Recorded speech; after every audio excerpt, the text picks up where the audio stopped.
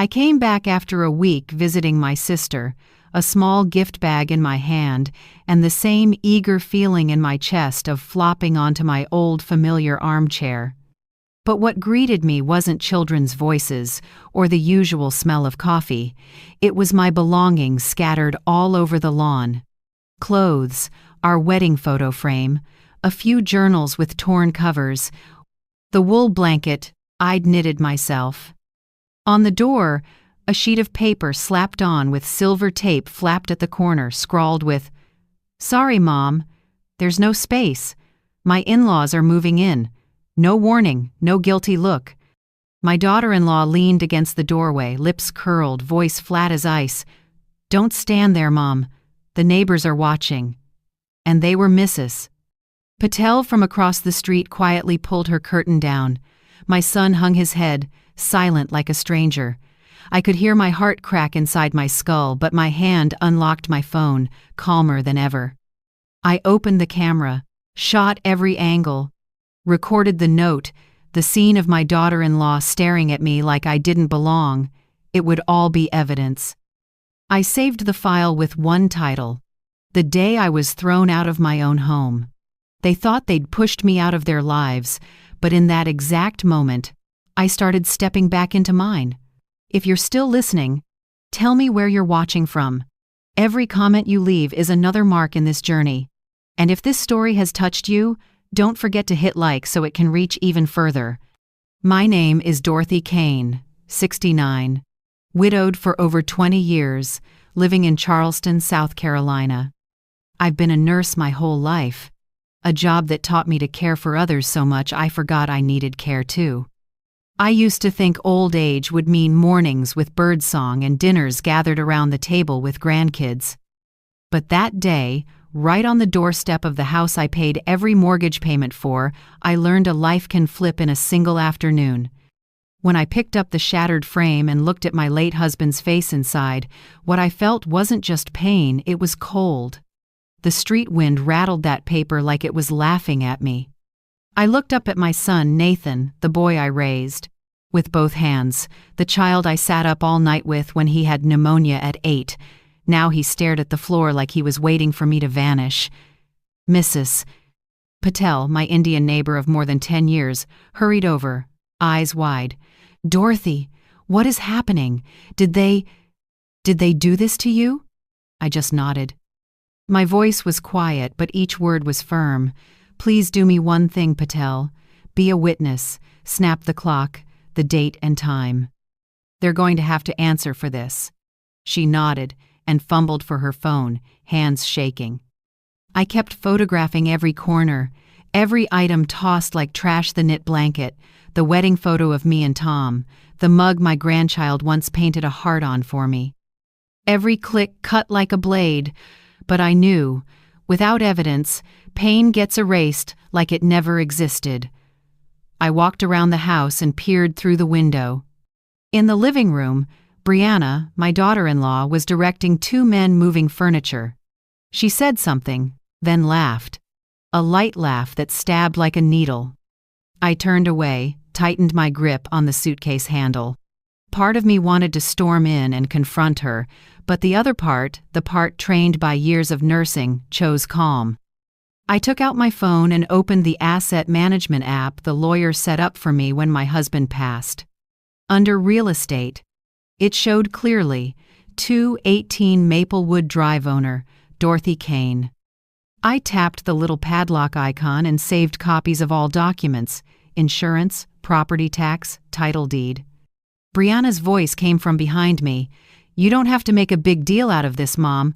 We'll send you rent if you need it." I turned, and my look shut her up. "No need, Brianna. This house is mine." I rolled my suitcase to the curb and breathed slowly. Nathan called after me, voice breaking. "Mom, don't overdo it. I'll explain later." I didn't answer. There was nothing left to explain. A small moving truck pulled up. I asked the driver to help pack what was still intact. Mrs. Patel stood beside me, eyes wet. "Dorothy, where will you go now?" "I have a place," I said with a small smile. Somewhere they don't know. 3 years ago, when I saw Brianna tightening her grip on my son, I bought a small apartment downtown. I said it was an investment, but deep down I knew it was a backup door to freedom. Today, it's exactly where I needed to be.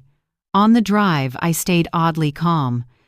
The feelings dissolved into silence. At a red light, I glanced in the rearview mirror, saw myself sitting up straight, gray hair, clear eyes, not a tear. I whispered, no yelling, no crying, just action. By the time I reached the apartment, Charleston's sky had turned late afternoon gold. I opened the door. Dust glimmered in the light, but the air felt quiet and safe. A small 2-bedroom with oak floors and clean white walls, simple but mine. Completely mine. I set down my suitcase, flipped on the lights, and began placing a few things. Tom's photo, a Bible, the old tea kettle. Mrs. Patel texted, "I saved the photos with date and time. Don't worry, Dorothy." I texted back a thank you emoji. I sat at the table and took the wrinkled note from my pocket, smoothing it flat. The words, "Sorry, Mom," were blurred by rain. I slipped it into a file folder labeled Case 1. Everything was starting to line up like I'd filed patient charts for 40 years. With system, order, and evidence, I opened my laptop and created a new file named Operation Freedom. Inside, I made the plan. Gather evidence, photos, statements, witnesses. Contact my husband's old lawyer, Mr. Avery Grant.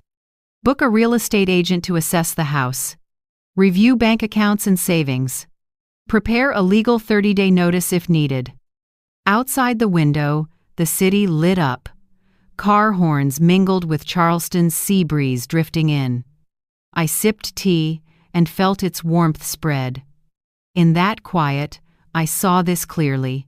My silence was no longer weakness, it was strength taking shape. I texted my sister Marisol. "I'm okay. I need a few hours to reset the board." She replied with a heart, as if she knew this battle was one I had to walk through myself. That night I sat by the window, watching the Ashley River catch the soft yellow lights. I opened a fresh notebook and wrote the first line, Day 1, starting over, not from zero, but from self-respect. I checked my phone and saw the photo folder named The Day I Was Thrown Out of My Own Home. I opened each picture, Brianna's eyes, Nathan's bowed head, the door slamming behind me. Then I smiled. No, I won't go back and beg them to open that door. I will strike the gavel of the law, and when it sounds, every one of them will have to listen. Outside, Street Phillips church bells drifted gently. I said quietly to myself, "Dorothy, it's time to live the rest of your life on your own terms." And I knew that tonight in this little apartment, a new woman had just been born from silence. My apartment is on the 8th floor of an old building in downtown Charleston. 2 small bedrooms, light oak floors, a big window looking down on the rush along King Street. The afternoon sun slants through the blinds, coating everything in a warm, honey-soft glow. When I turn the key and the door swings open, the smell of dust and old wood rushes in, but oddly, I don't feel lost, I feel free. I start cleaning. Wipe the cabinets, wash the curtains, take out the trash, throw the windows wide for sunlight and sea air. Each motion feels like shaking off layers I've carried for years. In the bedroom, the small safe is still tucked under the wooden desk, the place I stored documents when I bought this apartment 3 years ago. I kneel, set the combination, and check every envelope, deed, bank book, insurance copies, papers proving ownership of the old house. Everything's intact. I rest my hand on the stack like I'm touching a spine of my life, solid, quiet, and untouchable unless I allow it. After I sort the closet, I call my sister. "Marisol, I'm back in Charleston." She's silent for a beat, then her voice breaks with anger. Dorothy, tell me, did they really do that? They threw your things on the lawn? Why didn't you kick them all out? That house is yours. I chuckle softly. I will, but not the way they expect. I have evidence. I have the law. You're always too calm, she sighs. If it were me, I'd have set off a storm. I glance around the apartment where sunlight washes the white walls and say gently, no storm needed. In still weather, you can finally see where to go. After we hang up, I sit at the table and check my phone. There's a new message from Mrs. Patel, my old neighbor. She sent a string of photos from her window. A large moving truck parked in front of my house, an older man with gray hair, and a woman in a floral dress, Brianna's parents, hauling things inside. The message reads, "They moved their stuff in the day you left. Didn't wait for you. I'm sorry to tell you this. I study the photos, feeling like someone just nailed the past shut with iron spikes. But I don't get angry. I save them into a folder titled Evidence 1, Property Occupation. Then I set the phone down, pour a black coffee, and sit on the balcony. The sunset sky burns orange, so beautiful I suddenly regret all the evenings like this I ignored for years. I open my laptop and log into my bank. The monthly pension still lands on time, plus the small savings I built as a nurse, enough to live comfortably for years. I open another document, financial safety, and go line by line. Health insurance, home insurance, investment yields, property tax. Everything is tidy and clear. I've always been careful, but never have I felt more grateful for it than now. If I hadn't prepared, I'd have nothing today. I pull out pen and paper and write the header, 90-day rebirth plan. Under it, I make neat columns. 1. Safety. Update locks, install cameras, change passwords on all accounts. 2. Legal. Contact lawyer, verify ownership, prep legal notice. 3. Relationship cleanup. Limit contact with Nathan and Brianna, communicate in writing only. 4. Rebuild self. Morning yoga, reread books I love, cook meals I actually like. Looking at the lines, I laugh. Turns out, after all this, I can still make plans for myself, not for anyone else. I open a new notebook, title the first page, Declaration of Dignity. I write slowly, each stroke clear. From today on, I will no longer beg to be loved, respected, or accepted in my own home. I am the owner, the keeper, the one with final say. No one can make me bow my head unless I choose to. When I set the pen down, my chest feels lighter. Maybe for the first time in years, I can hear my own voice clearly. Then I turn on the computer and create a folder. Digital dossier. Dorothy Kane. I save every piece of evidence. Photos, videos, texts, utility bills, property taxes, insurance policies, everything proving that house is mine. I build a spreadsheet, set a unique password, and back it up to an external drive. Each step is cool and precise, like a mental surgery for which I'm my own surgeon. That evening, I eat my first dinner in the apartment: toast, chicken soup, and a glass of leftover red wine from last year. The warm light bouncing off the wood table makes the room feel strangely cozy. I turn on the radio, let old jazz mingle with the breeze. It's simple, but every breath tastes like freedom. At 10 p.m., a text pings from an old colleague, Sandra, now a real estate agent. She writes, "Heard what happened through Marisol. I know a great agent named Ryan Cole, young but kind and trustworthy. Want me to have him reach out?" I reply right away, "Yes. Please send me his number. Thank you, Sandra." I jot the info into my planner. Next to a small line, "Prepare the rightful path." I know exactly what I'm about to do. Not revenge, not destroying anyone, but reclaiming the right to stand in my own name. Before bed, I step onto the balcony. Charleston's night wind carries salt and the faraway hum of boats at anchor. The street lights below look like stars fallen to the ground. I tilt my head back, breathe deep, and feel a strange calm settle in. Then I go back inside, open my notebook to the last page of the day, and write 3 big words, my hand a little shaky but firm: do not back down. I set the pen down and look at the words for a long time. They feel like a vow not to anyone else but to me. That night, for the first time in years, I sleep deeply. No dreams, no dread, just the sweet quiet of a beginning. And when the first light slips through the blinds, I wake up, brew hot coffee, and open the windows for the sun. Sparrows chatter on the balcony, and the river wind drifts in briny and fresh. I take a sip, sit at the table, look over the plans I've made, and whisper, "Dorothy Kane, welcome back." One old chapter has closed, and the small key in my hand, the key to this apartment, now opens more than a door. It opens a new life.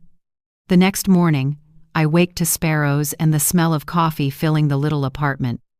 In the quiet, I look out at Charleston's sky brightening and ask myself, what brought me here, to 69, alone in a backup apartment, starting over? I lean back, wrap both hands around the hot cup, and memories unspool like an old film still creased by time. Tom, my husband, died on an autumn afternoon.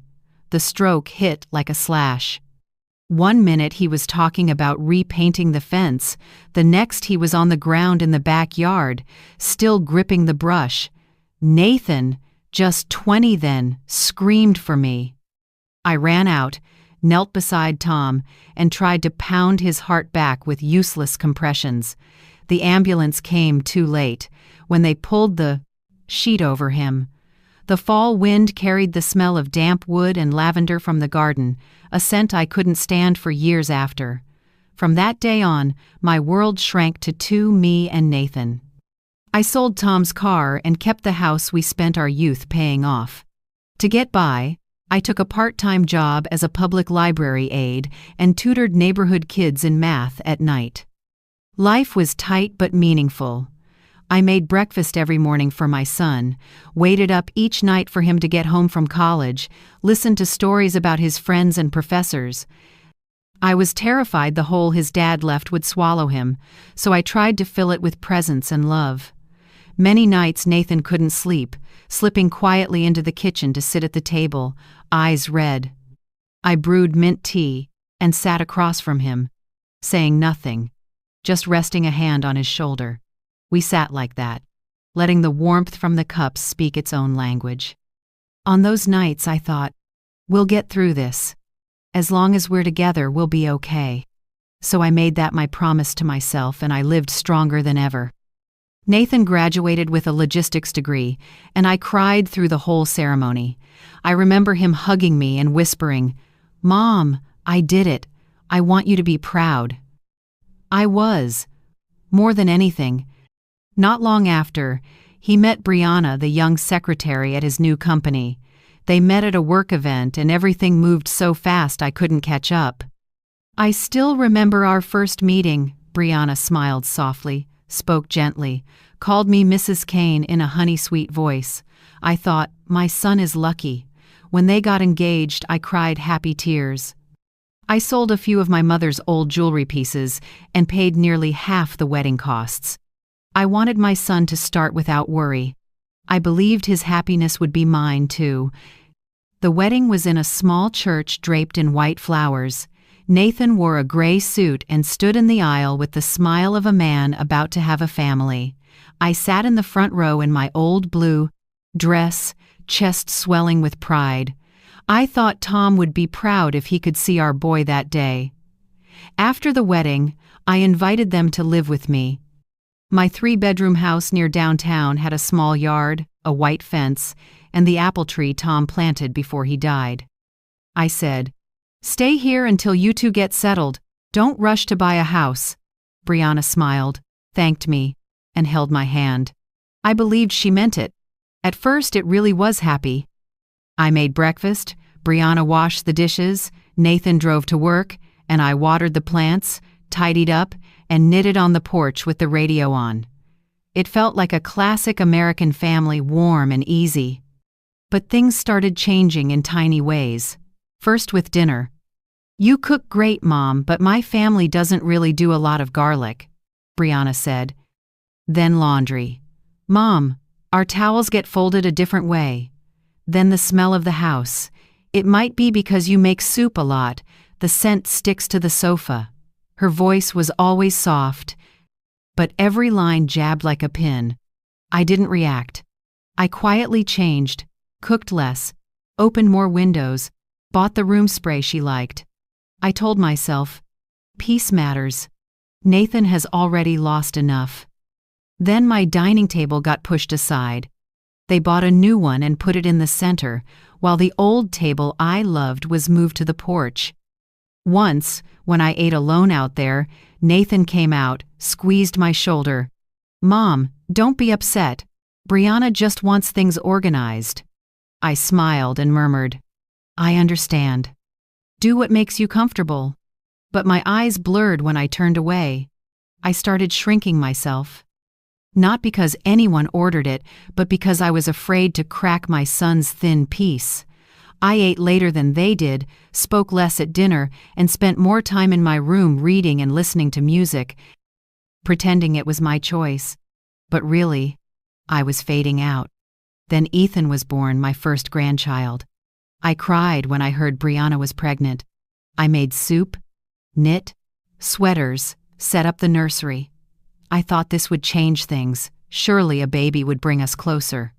But right after he was born, Brianna drew an invisible line. "Sorry, Mom," she said, smoothing her hair.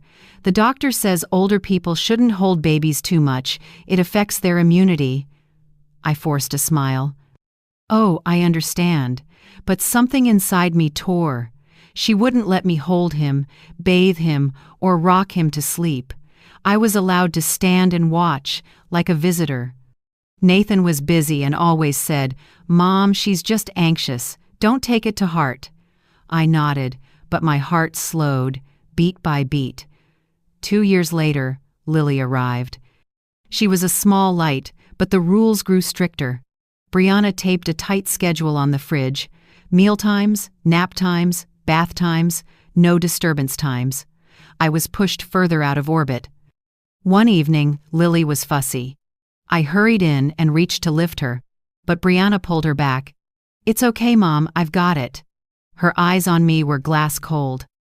Nathan stood behind her, saying nothing, scratching his head, avoiding my eyes. I knew then my role in that house was over. I started spending time walking, stopping by the old library, reading, or sitting alone in the park watching other seniors push their grandkids in strollers, my heart aching and a little jealous. Maybe that's why I bought that small apartment, to have a safe place in case one day I truly had no place in my own home. I still remember the first night I slept there, when it was my secret house. I didn't turn on the lights, just opened the window and let the night breeze move the curtains. I didn't know then that choice would become my lifeline later. Sitting in that apartment now, looking back, I see I didn't lose everything in one day. It was taken bit by bit, so politely, so gently, until nothing was left but empty space. I took another sip of coffee, breathed deep, and let the old hurt loosen with my breath. Then I told myself, "That's enough, Dorothy. From today on, no one gets to dim you anymore." I remember clearly the first time Brianna mentioned her parents. It was a spring evening. Nathan had just gotten home from work, and I was setting the table. Brianna spoke casually, like small talk. "My parents are selling their old house in Greenville. They're planning to come down to Charleston and stay a few weeks while they look for a new place. That's okay, right, Mom?" I looked up and saw Nathan ladling soup, not looking at me, just giving a small nod. I answered, "If it's just a few weeks, that's fine. The house is big. 2 more people won't be a problem."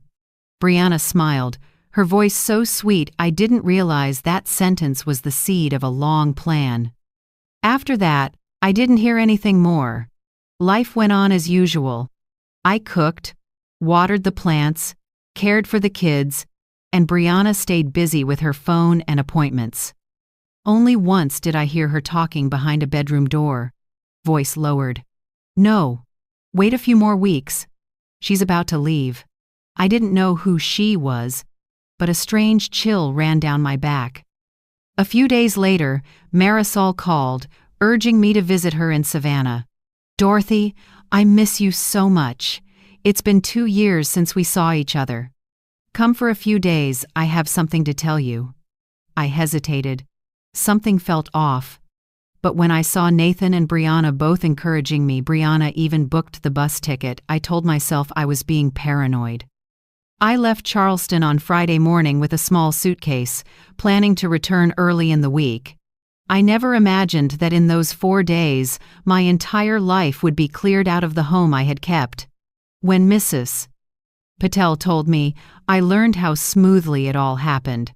Saturday morning, a moving truck pulled up in front of my house.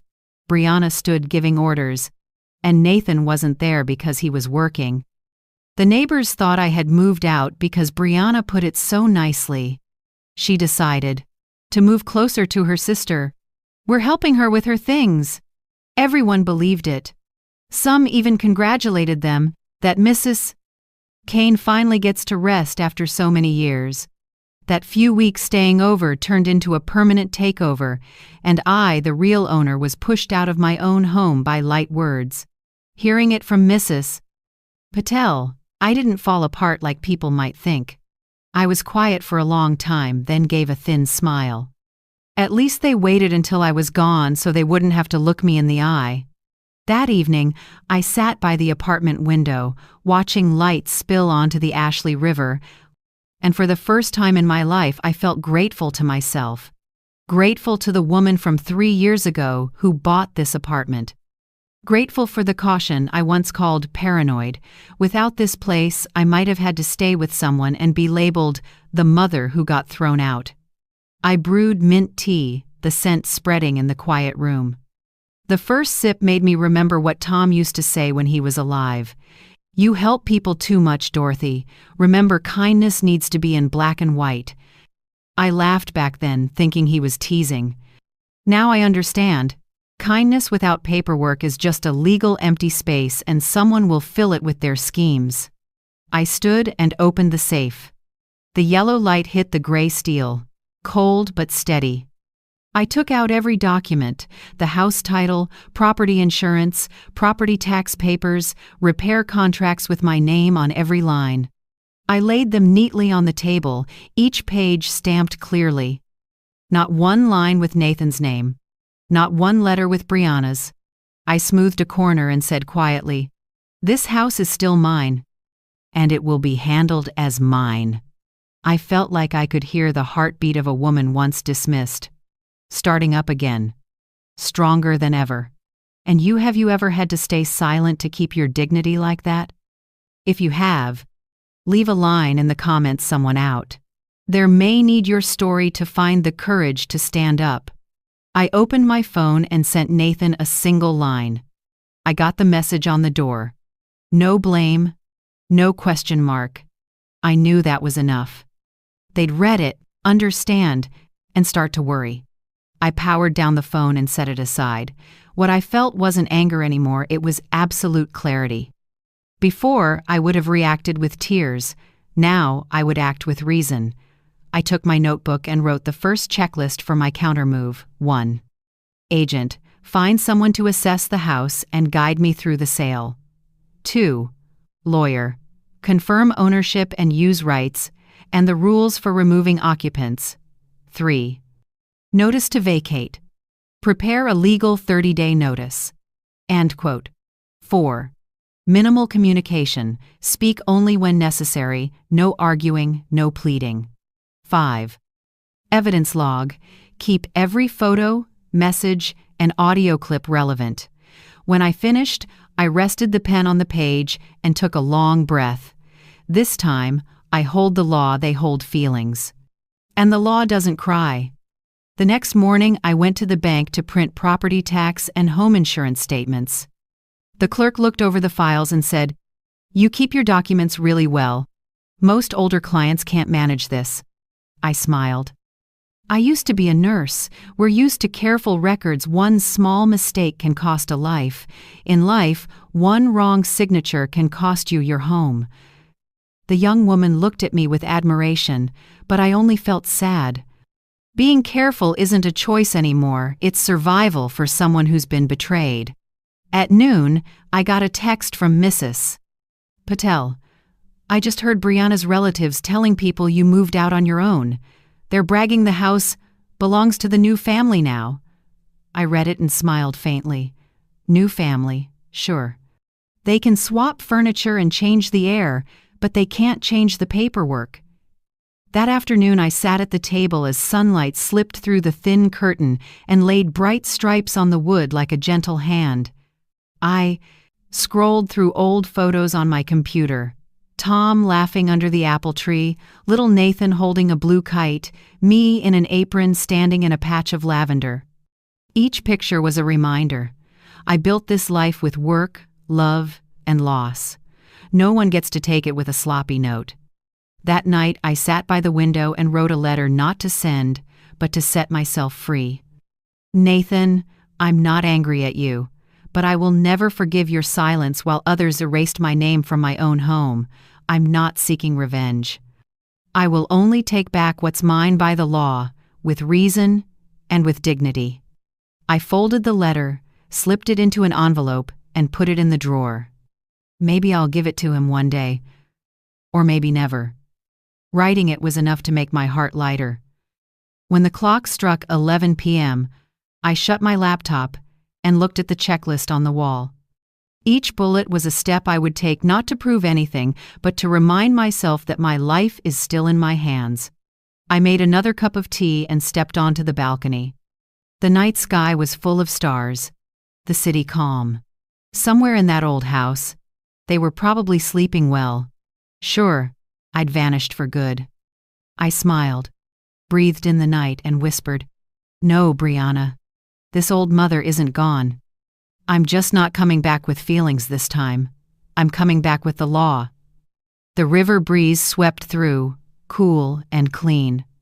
I closed the door and wrote one small line in my journal before bed. "Tomorrow, the action begins." Then I turned off the lights.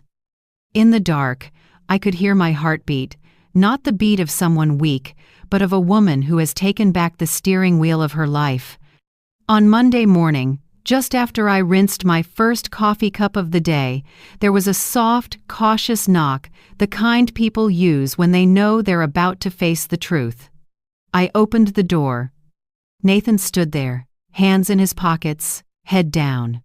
Morning light showed the worry lines on his forehead. My 45-year-old son looked strangely small. I didn't know they'd come so soon, Mom," he began, voice shaky and rough. I tilted my head to let him in. The apartment was small but bright and neat. Nathan glanced around, maybe surprised it didn't look like the picture someone had painted of a pitiful mother thrown out. I calmly poured 2 cups of coffee and set one in front of him. "Drink," I said evenly. "It's the same roast from your father's old shop." He didn't touch the cup, just nodded. I sat across from him, fingers laced, eyes steady on my son. "You said they came earlier than planned?" Nathan nodded, avoiding my eyes. I didn't think they'd move in for good. Brianna said just a few weeks. You know, they're looking for a place. I cut in, voice low and clear. "A few weeks isn't a permit to occupy. I only want to know one thing." I tilted my head, gaze fixed on him. "Who signed off letting them stay?" That question popped his excuses like a pin. He went silent. His finger tapped the cup, his eyes drifting. I didn't add a word. The room got so quiet I could hear the clock ticking, like it was counting each beat of his shame. Finally, he sighed.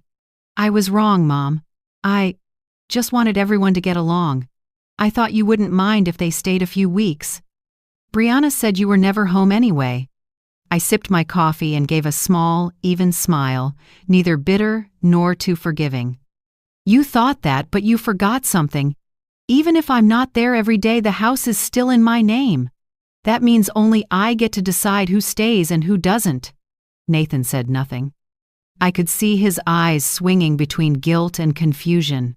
I pulled an envelope from my pocket and set it on the table, the copy of the deed.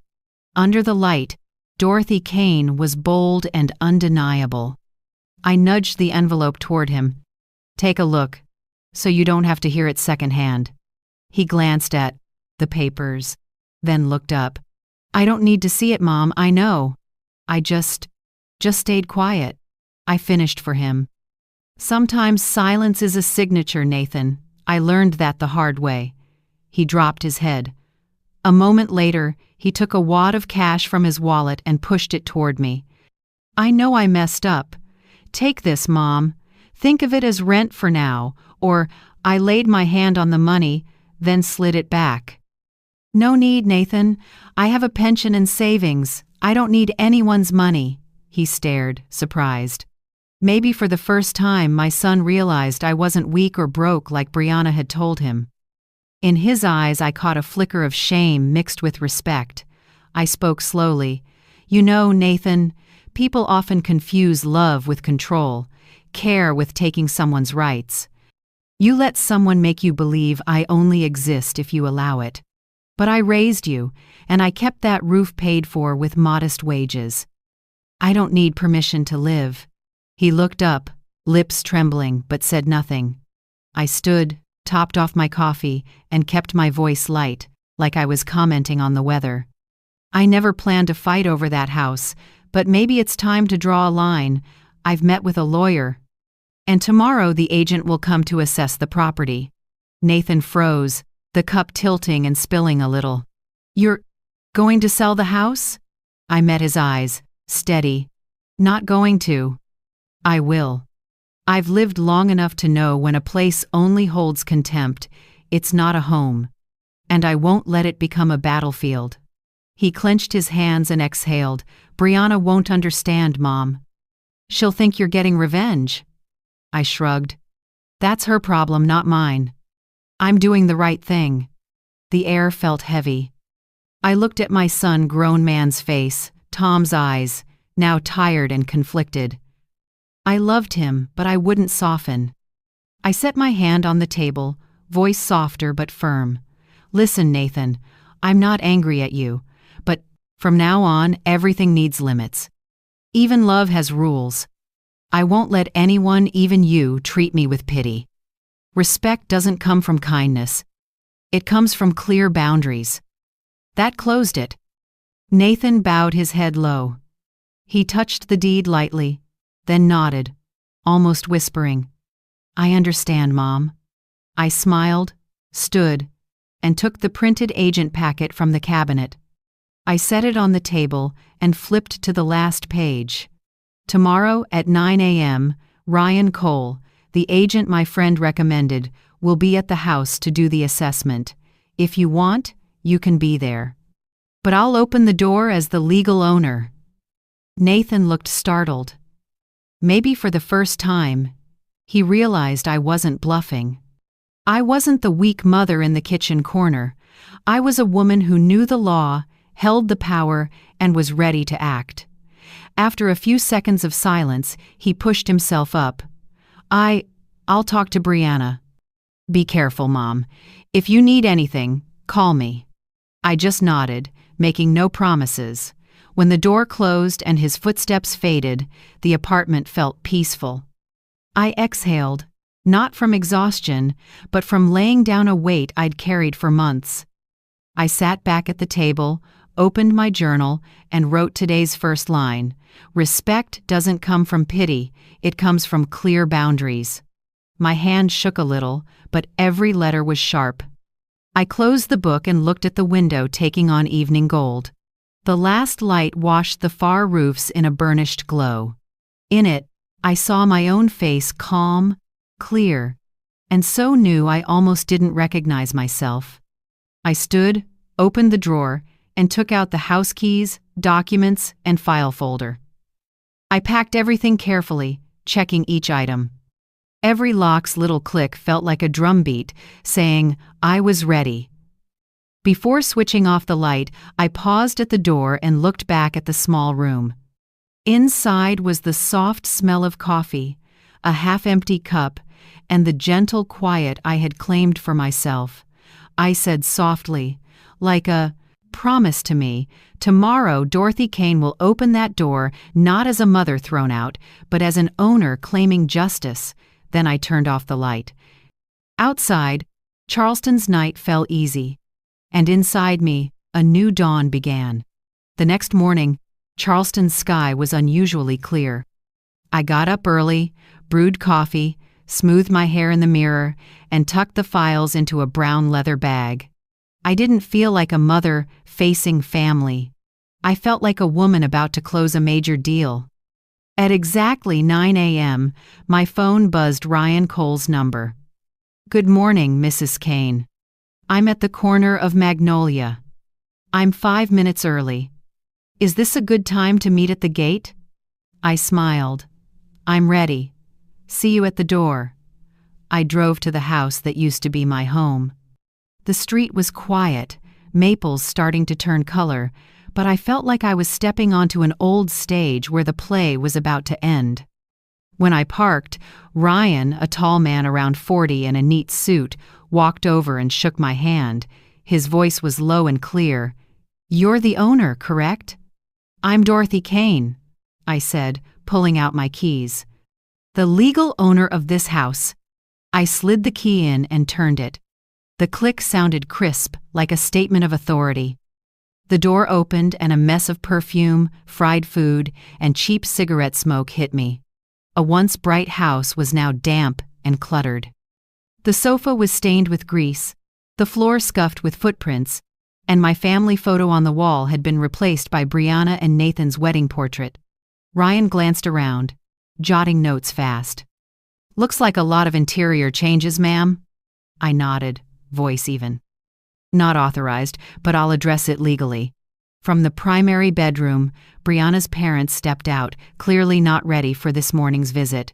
He wore a wrinkled t-shirt. She had a scarf thrown on. Seeing me, they froze, eyes wide like the sheriff had knocked. Mrs. Dorothy, we thought. The man stammered, we thought you had moved.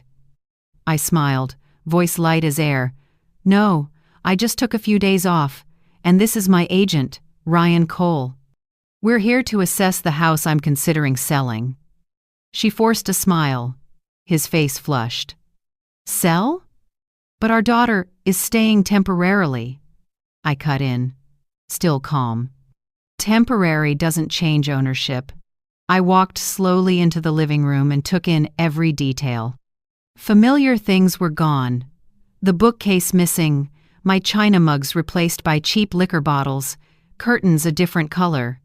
In the corner, my cat Daisy was gone. A chill passed through me, but I didn't let it linger. Ryan got to work, measuring, shooting every corner. He spoke in professional, steady rhythms. This area's rising fast, Mrs. Kane. Near the new commercial corridor and the expanded high school. With light interior refresh, you could sell for about 20% more than 3 years ago. I nodded and jotted it down in my notebook. Brianna's mother hovered behind me, restless. I heard her phone buzz in her purse, then saw a message flash. Call Brianna now. She slipped into a corner and whispered into the phone, Honey, I don't know. She's here with a real estate agent. Call Nathan. I kept my face calm, as if I hadn't heard a thing. Ryan walked through the primary bedroom, the one they were using, and stopped. The bed was unmade, sheets wrinkled, closet doors wide open. He turned back and asked quietly, Do you want me to document this condition in the report? Of course, I said. And add another item. Unauthorized changes to the interior layout, damage to the downstairs hardwood, and use of the owner's private area without consent. I pulled out my phone and took a few photos, every detail. The lens caught the two of them edging by the door, faces gone pale. I knew these shots would be attachments in my legal file later. When Ryan finished measuring, we stepped onto the back porch. The garden I once took pride in was overgrown with weeds, the fence broken, and the apple tree Tom planted had been cut down. I bent, picked up a dry splinter from the old stump, the only piece left, and held it tight. Ryan looked at me, voice low. "I'm sorry, Mrs. Kane." I smiled. "No need. Sometimes losing the old is the best way to make room for the new." Back in the living room, Brianna's father was trying to be polite. "Mrs. Kane, maybe this is all a misunderstanding. Our daughter didn't mean I raised a hand and cut him off. I understand exactly what she meant, but there's nothing to debate. I'm here to follow procedure. From now on, any contact about this house goes through my attorney, Mr. Avery Grant. Here's his card." I set a small card on the table. "If you have questions about moving out, Mr. Grant will explain your rights and obligations." They stood there, both scared and confused. I could guess their thoughts that the woman they took for weak had just flipped the board. Ryan double-checked his notes. "At current market prices, I estimate the house could fetch between $680,000 and $720,000. If you'd like, I'll send a draft listing with a timeline this afternoon." I nodded. "Do it. I'm not interested in renting it out. I want to sell clean and final." He smiled and scribbled. "Honestly, your timing is good. Inventory in this neighborhood is tight this quarter. I'm confident you'll get a buyer quickly." I looked around brick by brick, wall by wall, then said softly, like closing a long chapter, "This used to be a home, but now it's an asset. And assets should be priced correctly, not clouded by feelings." Ryan got it and nodded. He shook my hand. "All business. I'll send the file this afternoon with photos and the timeline. Vacate. List. Open house. Close. I also recommend your lawyer send a formal notice within 24 hours. I answered. "Already scheduled. Mr. Grant is expecting me this afternoon." As we left, I could feel tense eyes following from the window. Brianna's mother was on the phone non-stop, probably with her daughter and Nathan. Her voice wavered. "She says she's going to sell. Do something." I stepped down the front stairs, morning sun warm on my shoulder. Ryan opened the car door. I turned back for one last look. The wooden plaque reading Kane Residence still hung there, but the paint was peeling and the letters fading. I thought maybe I should take it down like taking down an old illusion. On the drive back, I called attorney Avery Grant. He'd helped Tom with an insurance matter years ago now in his 60s, but his voice still steady and sure. "I've heard, Dorothy," he said. "Stay calm. I'll draft a 30-day notice to vacate. They have no legal right to be there, so you're fully within the law." I smiled, eyes on the road. "I don't want a circus. I just want it done right. And that's exactly why you'll win," he said. That evening, Ryan emailed the first packet, the draft listing, projected price range, and a 6-week open house plan. His last line read, "This home is worth much more than people think, especially when it belongs to someone who knows her own worth." I finished reading and smiled. At sunset, I sat by my apartment window and opened my journal. Today, they saw me walk in with the legal key and leave with composure.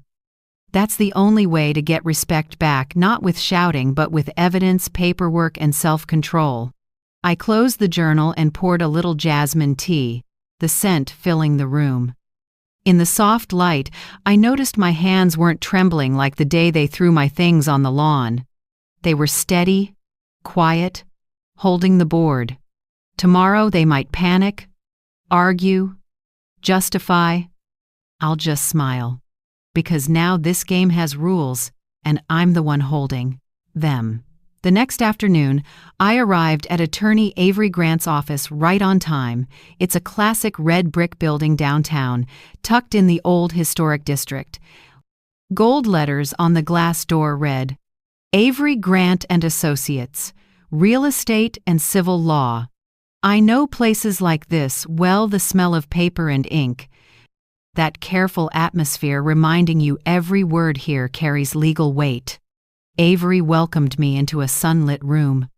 He was the same silver hair, a deep voice, the calm eyes of someone who's seen hundreds of disputes end with the law on the right side. He motioned for me to sit and opened the file I'd sent the day before. "Dorothy, I've reviewed everything," he said, voice solid as oak. "The deed, property tax, and insurance all in your name. No one has the right to use, allow occupancy, or make structural changes without your consent." I nodded and gripped the teacup his assistant had brought in. "I don't want drama, Avery. I just want it done by the book." He smiled slightly. "That's why I like working with you. Now listen, we'll send a legal 30-day notice to vacate, with clear consequences if they don't comply." He pulled out a template, clean, precise lines of text. Under Section 273710 of the South Carolina Code of Laws, an occupant without ownership or a legal lease must vacate the premises within 30 days of receiving notice. If not, the owner may seek a lawful eviction order and damages. Avery looked up, calm but firm. "We don't need to raise our voices. We'll let the law speak." I looked at the paper and felt relief mixed with resolve. Those black and white lines, lifeless on their own, felt like a backbone. "Not power, but quiet justice," I signed. My signature wasn't shaky like the letter to Nathan. It was clear and steady, a mark of a new resolve. Avery stamped it and called in his assistant. "Angela, serve it today. Make sure we get a signed receipt. We follow protocol." Then he turned to me, warmer now. "Dorothy, I know this isn't just about a house, but you're doing what's right. When the law is enforced, respect finds its way back." I nodded. Maybe he was right. I didn't need them to love me again, just to learn boundaries. Avery went over the steps, meticulous as a good teacher. During this period, if they harass, damage, or push back, don't engage directly. Just document photos, videos, dates, witnesses. I'll take it from there. I wrote it all down. Each note felt like a small brick rebuilding a foundation that once shook. By the time I left, late afternoon light stretched across the cobblestones. I felt lighter not because I'd won anything, but because things were finally in their right places. That night, I got Avery's confirmation email. Notice was personally served to the occupants with signed acknowledgement. Effective today, April 14th. Deadline to vacate, May 14th. He added one line just for me. "We've taken the first step, Dorothy. Let time and the law do the rest." I set my phone down and sat quietly. A sea breeze slipped through the window. I made ginger tea, watched the steam curl up, and remembered the years I believed kindness alone could hold a home together. Now I know, kindness needs limits and proof. 2 days later, I started restructuring my life, literally. First task, lock all utilities back under my name. I called the power company. "Hi, I'm the owner of 214 Magnolia. I want to make sure all utility accounts are under my control." The rep checked and said, "Actually, ma'am, someone changed the contact info last month. Would you like to restore it?" I held back a sigh. "Yes, immediately. Please send confirmation by email."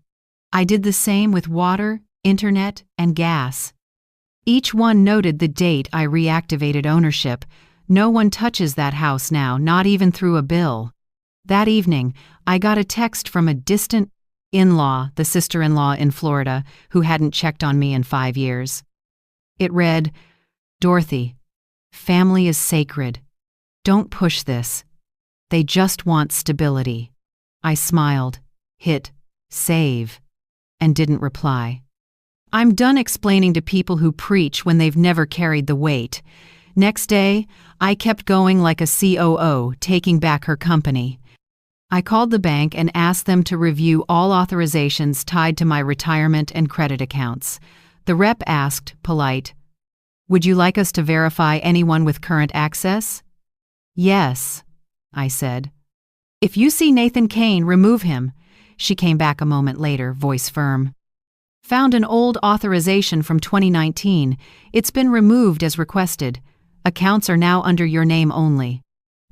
I thanked her and leaned back, exhaling. I also added a new property risk policy and updated all contact info. I even installed a video doorbell at the apartment and signed up for monitoring. Some might call it defensive. To me, it's just how you sleep well. That night, I sat at the table and wrote my 30-day plan.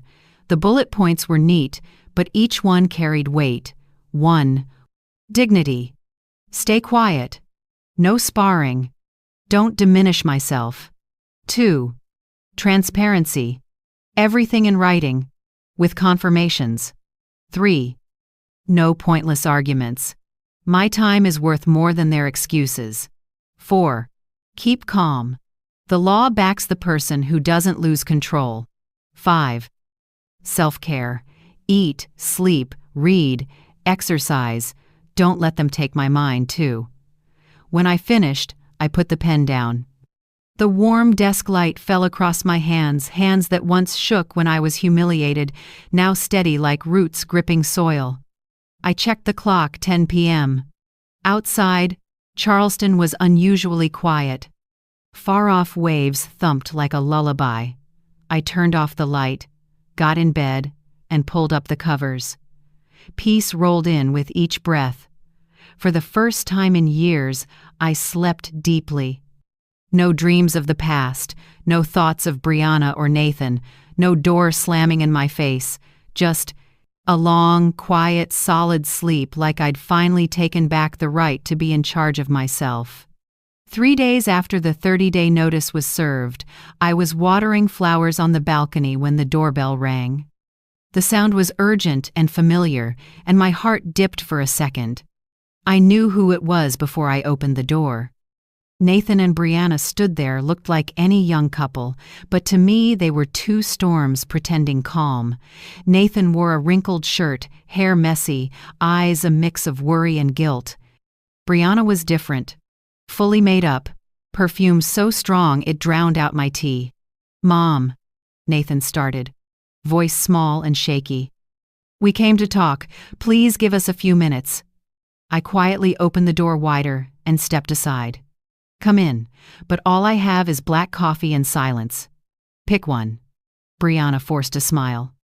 "Both are fine, Mom." I sat, poured 3 cups, pushed one toward them. The smell of fresh coffee filled the room. The scent that once meant togetherness now tasted bitter. They sat across from me. Nathan spoke first, voice tight. "Mom, we went too far.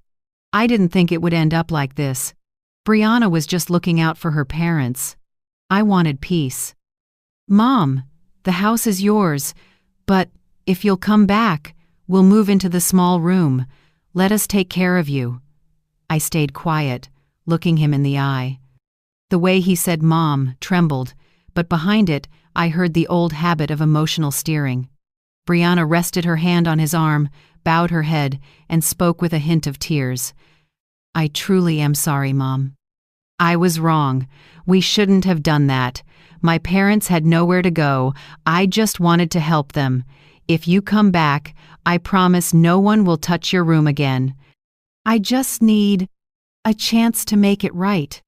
Her words fell like water, sweet and smooth, but each one carried the same old flavor of manipulation. I said nothing, just listened and let them pour out the rehearsed apologies. Nathan held his wife's hand. They performed the same scene, tears, sorry, shaky voices. When they finished, I set my cup down and looked at them calmly. "Are you done?" Brianna nodded and dabbed her eyes. "Now it's my turn," I said, voice low and clear. "The 30-day notice stands. I'm not changing my decision." Both froze. Nathan looked up, urgent. "Mom, I'm being honest. I don't want you alone. We just want things back the way they were. I gave a thin smile. Back the way they were means what, Nathan? Me in the house but not allowed on the sofa because it might get dirty? Or standing in the yard while someone else eats dinner in the kitchen I built? Brianna cut in. No, I didn't mean that. We'll pay rent, really. Whatever you want, we'll pay. Think of it like you being an investor. I tilted my head, voice light. No need. I don't need rent, because this isn't about income, Brianna. This is about dignity, and you can't pay for dignity. Brianna pressed her lips together. Nathan's eyes searched the room for a foothold. Mom, what about Ethan and Lily? They miss you. They ask about you all the time. Don't you miss them? I took a breath. That hit the softest spot in me, but instead of weakening, I felt stronger. Of course I miss them, but my love for the kids isn't a hostage to bargain with. Don't turn them into cards in this guilt game. Brianna blinked, surprise iced over into cold. She looked at Nathan and said quietly, but loud enough for me to hear, See? I told you. She wants revenge. I didn't react. I simply picked up my phone and turned on the voice recorder. Say whatever you need to say. I just want to save it just in case my memory isn't as good as my kindness. The room froze. Nathan stood, voice heavy. You'll regret this. When people hear how you treat your son and grandkids, they won't take your side. I stayed seated and gave a small smile. You're right about one thing, Nathan. I don't need anyone on my side. I just need to be on the right side. They left, the door shutting hard. I looked out and saw them talking by the entryway. Then Brianna lifted her phone, probably calling someone. An hour later, my phone lit up non-stop, all familiar numbers I hadn't heard in ages. A cousin in Florida, the same one who stayed quiet when Brianna threw me out, suddenly wanted to make peace. Dorothy, don't be stubborn. He's your son. Blood can't be cut off. I answered simply. Blood that stays silent while I'm humiliated is just blood, not a bond. She went quiet, muttered a few empty lines, and hung up. I saved every text, call, threat, and pious advice, each small piece of evidence of manipulation labeled family. That evening I went to Street Helena Church, where there's a Friday group for seniors. I went out of curiosity and left deeply moved. In a small room behind the sanctuary, more than a dozen people sat in a circle. They shared about their lives, their loneliness, and stories that felt personal but turned out eerily similar. A white-haired woman said her son emptied her retirement and left her in a nursing home. A widower said his daughter seized control of his assets and kicked him out. Each story was a scar, and they all shared the name the group leader finally said aloud, emotional elder abuse. Hearing that phrase, I went still. I had thought I was living a private tragedy. Turns out what I went through has a name, a definition, and even laws to protect us. I wasn't alone. A lady named Mabel squeezed my hand and smiled. We're not weak, Dorothy. We've just been quiet too long. On the way home, I walked under warm streetlights, the breeze carrying salt from the sea. I opened my phone and typed a note to myself, the line I knew I'd read every morning. Don't let old pain teach me to stay silent again. I saved it and locked my screen. My steps felt steadier. My back straighter. In the dim light, I saw my shadow no longer curling in fear but walking forward, lighter, like someone who finally understands the worth of one word, dignity. That night I went home, made tea, opened the window, and listened to the waves in the distance. I didn't cry, didn't shake, just felt calm, because I knew, for the first time in years, I was living true to myself, owing no one an apology. Only 7 days left before the move-out notice expires.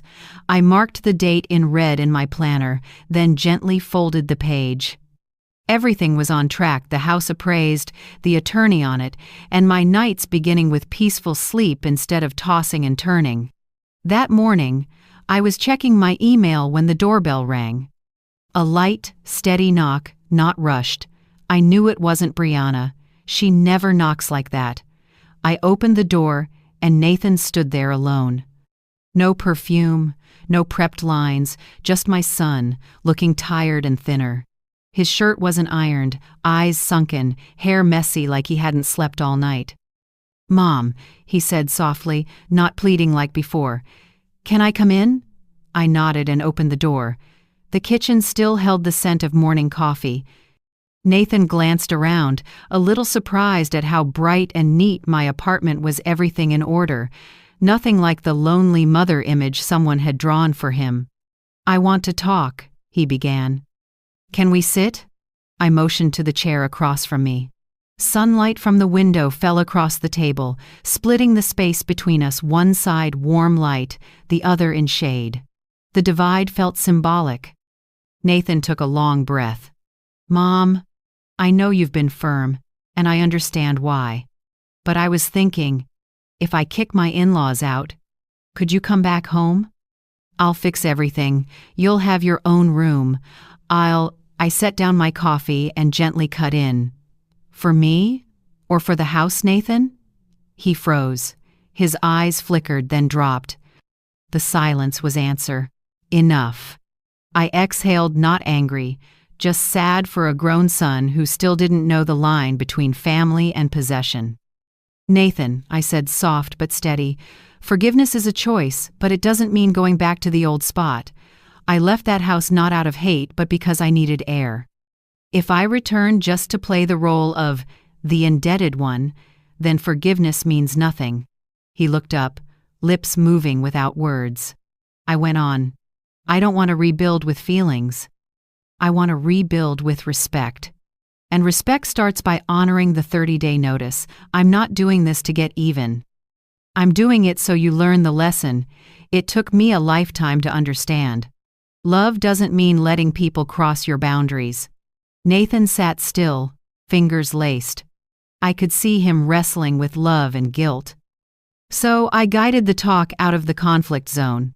"I'm taking a computer skills class at the community center," I said lightly, like sharing a small update. "The ladies in the senior group taught me online finance, how to set up a security camera, and even a bit about phishing emails. It's actually fun. Oh, and I helped one woman apply for assistance." Nathan stared, a little surprised. "You're really doing okay?" I smiled and nodded. "I'm moving on. And moving right." A long, quiet, stretched.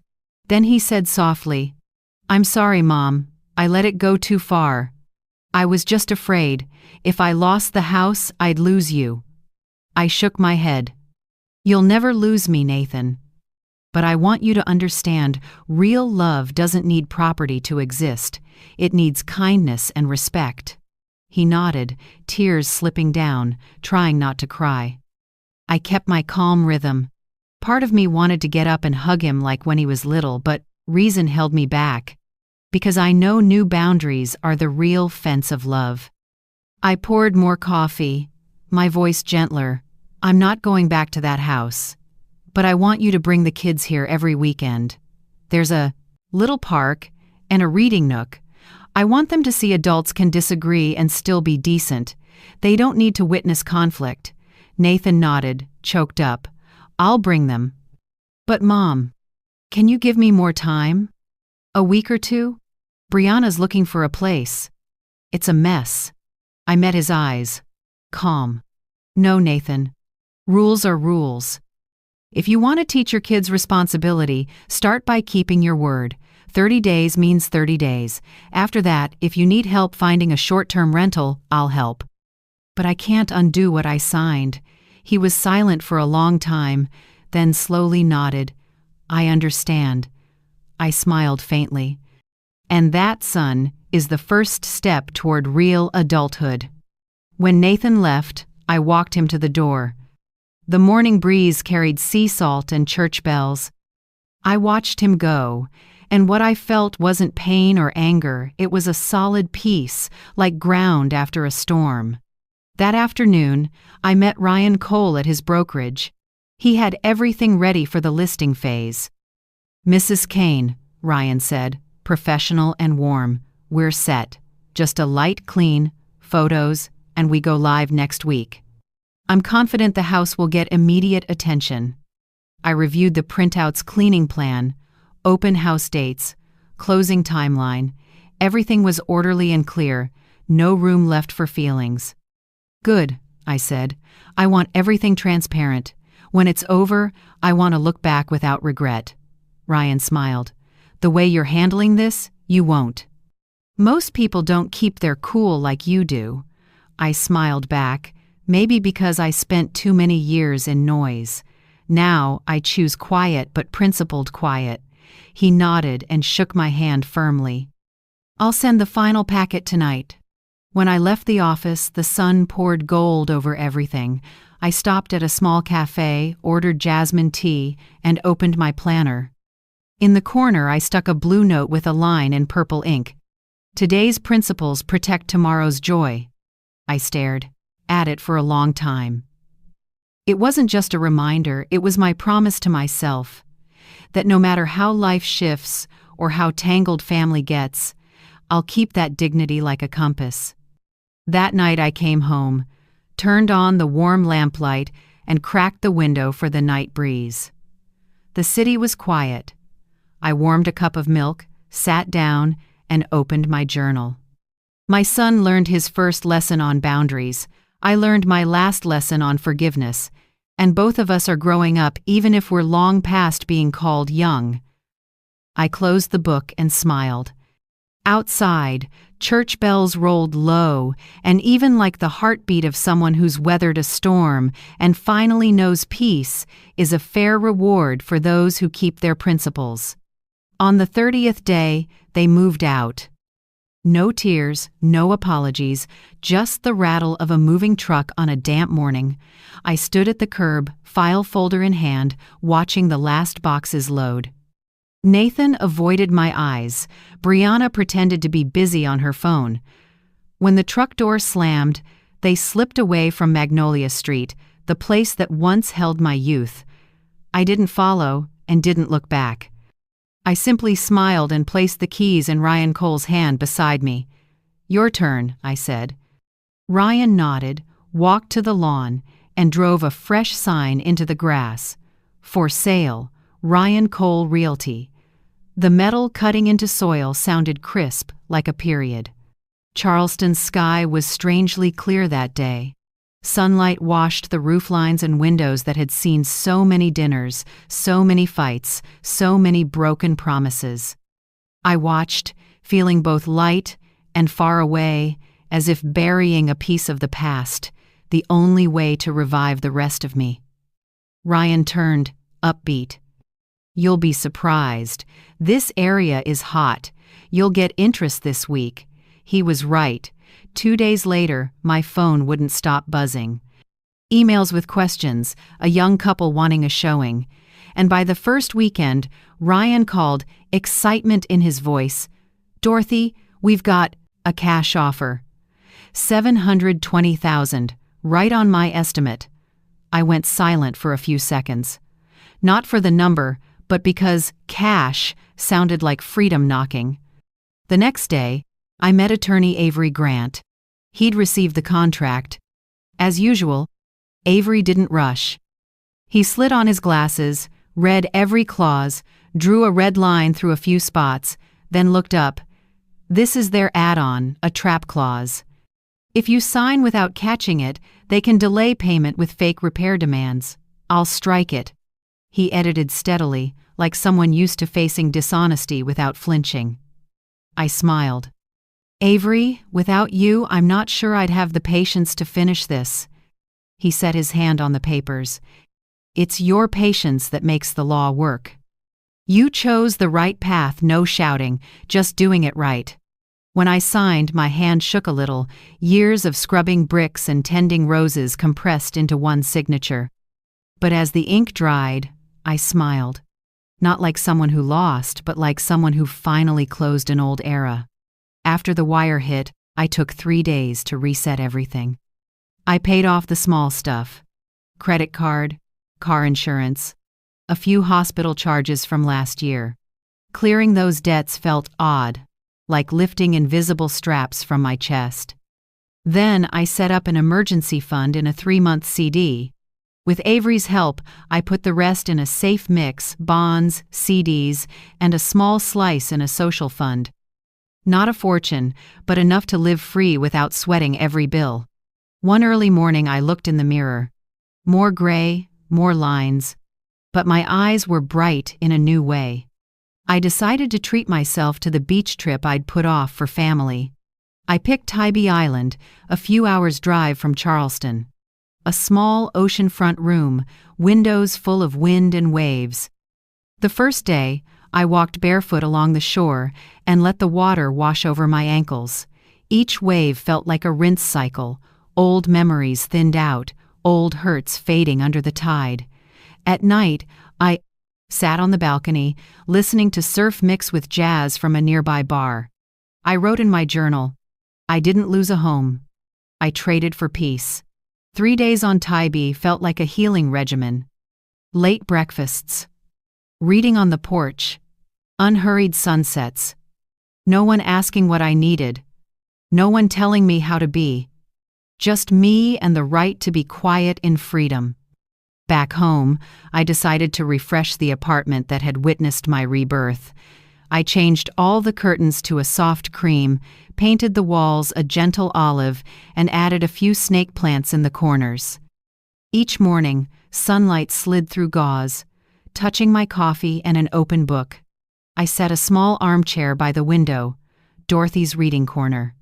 I changed the bedding, hung a few sunflower prints, the flower I've loved since I was young but never bought because Tom didn't like bright colors. No one stops me now. I live alone, and the apartment started breathing with me. One afternoon over jasmine tea, an idea landed. I'd start a social account not to show off, but to share what brings joy to people my age. My first post was a teacup, a copy of The Shell Seekers, and a simple caption, "Older age isn't the last page, it's a new chapter if you hold the pen." I didn't expect a few hundred likes in days. Many peers commented, "I'm learning to live again. I thought I was the only one lonely." I replied to each, slowly, honestly. That account became a small corner for people wanting to be heard and to hear. I shared easy meals for one, good reads, sometimes a story about pride and forgiveness. New friends appeared not by blood, but by empathy. One day, Ryan messaged, "I saw you online. You're inspiring more people than you realize." I smiled and wrote back, "I'm just rewriting my life this time in the voice of a free woman." The next month, I signed up to volunteer through church, helping seniors abandoned or scammed out of assets. I visited an 82-year-old named Lucille, living alone after her daughter drained her savings. She squeezed my hand, eyes wet. "You know, you're only truly old when no one listens to you anymore." That line stopped me cold. I held her hand tighter and said, "Then I'll listen, and we won't be silent anymore." Leaving the nursing home, the gray sky felt like a warm hand on my shoulder. I understood, giving is the quickest way to heal. That night, I added another page to my journal. I sold the house but bought back my freedom.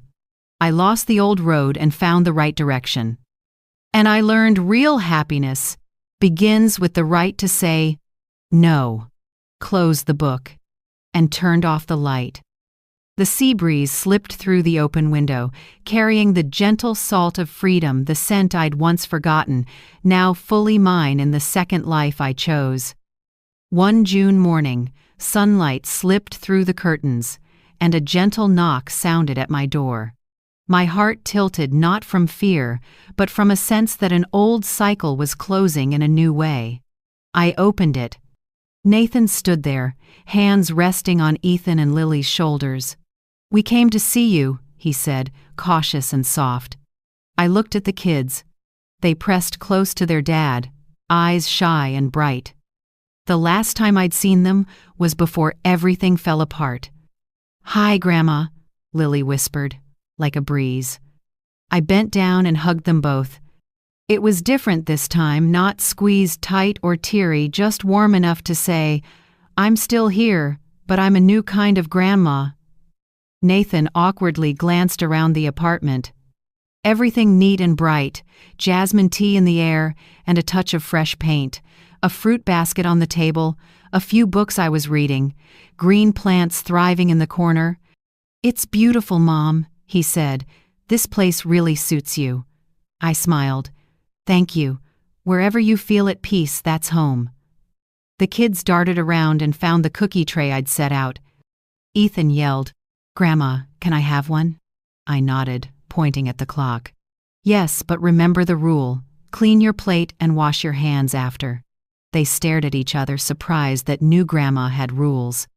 When Lily dropped crumbs on the rug, I simply said, "Grab a cloth for me, sweetheart. A clean home makes everyone happy." Ethan bent down without arguing. A moment later, Lily mumbled, "Grandma, you're different." I smiled, easy as breath. Different is good, isn't it? Grown-ups have to learn to live true to themselves. They nodded and went back to their puzzle. I watched them. My heart warm, but unlike before, this love wasn't tangled with fear of being used or dismissed. It had boundaries, order, and clarity. Nathan sat quietly, then said, "Mom, I don't know what to say. It feels strange seeing you this calm." I turned to him, steady. "Strange because you're used to me enduring, right? But sometimes calm doesn't come from forgiving others. It comes from no longer letting them define your value." He lowered his head. "I get it. I'm trying to relearn how to be a dad. I want the kids to have their grandma, no matter what's going on with the adults." I nodded gently. "Start with respect. If you want, you can walk with me, not over me. We all have to relearn love, Nathan. Love without control." His eyes watered. "Brianna isn't coming, Mom. She finds it hard to face you. But I'll bring the kids regularly, if you'll have us." I set my hand on his shoulder and smiled. "Everyone is responsible for their choices. I don't need apologies to be at peace. I just want you to keep your word for the kids." A month later, I hosted a small birthday tea at my apartment. Nothing grand, just a few new friends. Mabel from the group, Stephen who runs the volunteer program at the nursing home, the downstairs neighbor who bakes almond cookies, and of course, Mrs. Patel, the former neighbor who witnessed the morning they threw me out. On the table sat a simple cake with the words, "To life and new chapters." Lily and Ethan helped me place the candles, while Nathan leaned against the doorframe, watching it all with eyes he couldn't keep from shining. "You look different, Mom," he said softly as I walked over. I smiled. "Different or truer?" He answered, voice thick, "Both." Throughout the little party, I didn't have to hide anything. I laughed freely, told stories, and shared a few dishes I'd learned in a cooking class. When I spoke about the project to support abandoned seniors, Mabel burst into tears and squeezed my hand. "Dorothy, you walked through pain and brought light back to us." I just answered quietly, "No, I only brought what I once needed, a steady hand, a little faith." When I blew out the candles, the room filled with applause. Nathan stood still, watching me, maybe for the first time in his life, seeing his mother as herself, not as a shadow at the edge of someone else's story. His eyes held no pity or guilt anymore, but recognition. The following week, the church group invited me to share my journey at our Share and Listen meeting.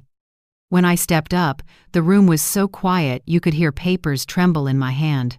I spoke slowly, not like an accuser, but like someone who'd walked through the storm and learned to name each wind. I told them about the morning I was thrown out, the sloppy note, the path to reclaim my right to stand in my own home. I talked about Attorney Avery, about Ryan, about the seniors group at church, and about how I began again from the basics, respecting myself. When I finished, many wiped their eyes. An older woman whispered, "I thought only I was belittled by my children. Now I see I'm not alone." I smiled, warmth spreading through my chest. No speech is needed. Sometimes a story told at the right moment is enough to help someone begin again. I invited Mrs. Patel to speak. She walked up calmly, voice as gentle as ever. "I don't need to say much. I just want to say I was there the day Dorothy was forced out." She didn't cry. She simply smiled and walked through the gate. And today, she's smiling again, but it's the smile of someone who won. The room applauded. I bowed in thanks, tears slipping free but no longer heavy tears allowed to fall, not from hurt, but from pride. That night, Nathan stayed to help me clean up. When everyone had left, the two of us sat on the balcony, night breeze stirring our hair. "Mom," he said, "I don't know how to thank you. I used to think love meant protecting, handling everything for others. Now I understand love also means knowing when to step back." I squeezed his hand, my voice gentle but firm, and I learned the opposite. Love is not endurance, not bowing just to keep the peace. I'm willing to love, but not at the cost of dignity. Nathan was quiet, but I saw something change in his eyes. Maturity. Maybe it takes a lifetime for a mother and son to understand that love is whole only when both stand upright, not when one is on their knees. I looked out where city lights shimmered on the Ashley River like stars. In my heart, I knew I'd reached the end of the road of pain and stepped into a new stretch of freedom, clear-eyed love, and well-earned peace. 2 years have passed since the day I closed the door on the old house. When time slows, it heals in its own way, not by erasing, but by teaching us to look back with calm. Now my life moves at a steady, full rhythm. Mondays and Thursdays I volunteer at the nursing home where men and women with stories like mine now tell them with a smile. Wednesdays I teach a computer skills class for seniors, showing them how to send emails, save photos, and video call their grandkids without help. On weekends, I meet for coffee with my circle of friends, Mabel, Stephen, and Mrs. Patel, who still loves brewing cinnamon tea and telling stories of the old neighborhood. My small apartment has become a true home. The walls hold photos from my trips, Tybie's endless blue, a lavender field in Tennessee, and the park corner where Ethan once laughed himself silly at a cookie-stealing squirrel. I don't need relics of the past anymore, just small moments I'm living now. Nathan and I stay in touch, measured, healthy, no more strings tied with guilt or pity. Once a month, he brings the kids to visit. Ethan now says thank you after every meal, and Lily loves sitting beside me to look through old photos. They're old enough to understand that Grandma's love isn't bought by silence. Brianna never appears. I don't ask, and I don't resent it. Some people are stretches of road, not destiny. Everyone is responsible for their choices, and I've chosen to keep living without needing anyone to admit fault. One early autumn afternoon, I sat reviewing the financial statement Avery helps me manage. The money from the old house rests safely in conservative funds, some invested, some set aside for emergencies. I have enough to live comfortably, travel each year, buy gifts for the kids, and help a few friends when times are hard. I realized the sale money brings stability, but true happiness comes from the right to choosing where to live, when to be silent or speak up, whom to love or to leave. I wrote a letter to myself, the woman who once stood shaking in front of a house taken from her. Dorothy of yesterday, never let anyone dim the light in your eyes again. Don't give so much that you forget yourself. Remember, kindness only matters when paired with boundaries. That day when your daughter-in-law said, "Don't stand there, the neighbors are watching," you chose to stand still and keep quiet. Now you know, that wasn't weakness, it was the beginning of strength. I folded the letter and placed it in a small wooden box with a photo of me and Marisol by the ocean. A keepsake, a reminder. Never bow to contempt no matter who it comes from. I also started a small fund called Silver Voices Fund to support seniors facing emotional abuse within their families. At first it was just a few $100s I'd saved, then others from the volunteer group added theirs. We help print legal documents, find temporary housing, or simply listen to stories their children won't hear anymore. Each time an older woman grips my hand and says, "Thank you for reminding me I still have a voice," I feel my path has been worth it. One breezy afternoon with wind off the Ashley River, I decided to visit my old street. The house has fresh paint, a new plaque on the door reading, "The Harpers." The front yard still has roses, but they grow wild now, not in my neat rows. I stood at a distance and didn't go in, I didn't need to. No pain rose up. It was like looking at a faded photograph. I smiled and whispered, "Thank you for teaching me how to leave at the right time." I knew clearly, my silence that day wasn't surrender. It was stepping back to gather strength to counter with reason, not tears. Silence was the beginning of victory. And without that morning of being cast out of my own home, I might never have learned that a 68-year-old woman can start over strong, independent, and at peace.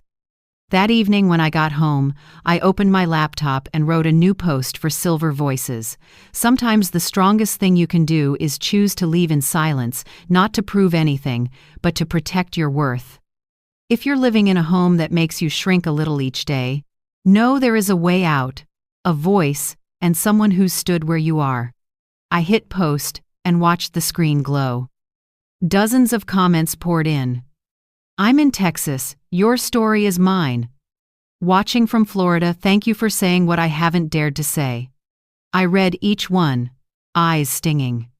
Maybe my journey was never only prize, mine. I closed the laptop and went to latch the window. Sunset slipped through the curtains, spreading across the floor in warm, honeyed light. I brewed a cup of mint tea, inhaled deeply, and felt the wind move through hair streaked with silver. Outside, the city was still noisy, but inside this little home, peace stayed. I thought, maybe someone listening to this is standing at the start of the same road where pain is fresh but hope is flickering. I hope that by the time they hear this, they know. It's never too late to rise, to love yourself again, to choose dignity over fear. Thank you for staying with me to the very last lines. I don't know where you're listening from, a small room, a quiet evening, or on your way home. But if this story made you pause, if your heart twinged because you saw yourself in these words, know you are not alone. Sometimes we have to be silent to guard our dignity, to learn how to stand on our own feet. I've been there. And I believe you can too. If my story touched you, tell me where you're listening from, and what you would do in my place. Leave a comment, your words might be the strength someone needs to find their voice. And if you want to keep walking together, hit like, subscribe, and turn on the bell so we don't lose each other in the noise of the world. Thank you. Truly. Peace often begins the moment we dare to believe we still deserve happiness.